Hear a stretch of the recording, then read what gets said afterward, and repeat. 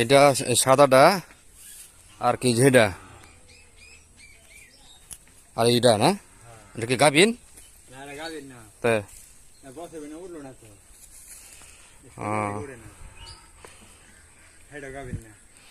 উঠতেছে না।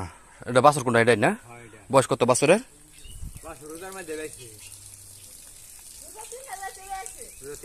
রোজা 3টা জাতি বাছুর হয়েছে না? আচ্ছা আচ্ছা, ঠিক আছে। এরপরে আর কোনো মল টল ভাঙছেন খেয়াল করছেন? অনেক সময় কিন্তু গরু ডাঙা করে না, মল ভাঙে। এটা বুঝুন যে আমার কথাটা। হ্যাঁ হ্যাঁ, এই তো এটা আপনি বুঝতে হইব। আপনারা যদি আঙ্গল যদি আপনি যদি যোগাযোগ না রাখেন তা কেমনে কেমনে বুঝবেন আপনি? তো আমার কাম হইল আপনি আমার কাছে জানবেন, আমি আপনার বোঝাই দেন। ঠিক আছে?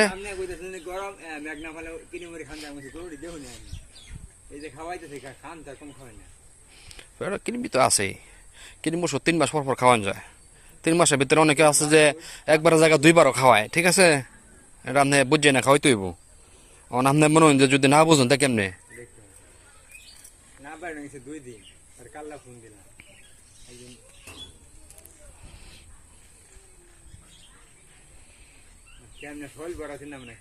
হ্যাঁ,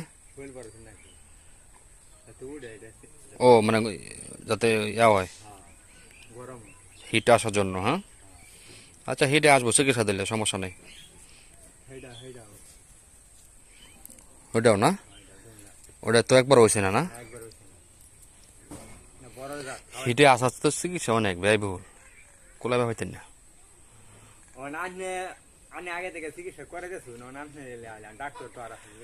ডাক্তার আছে, আপনার ডাক্তার আনে চিকিৎসা করাবেন, সমস্যা নেই।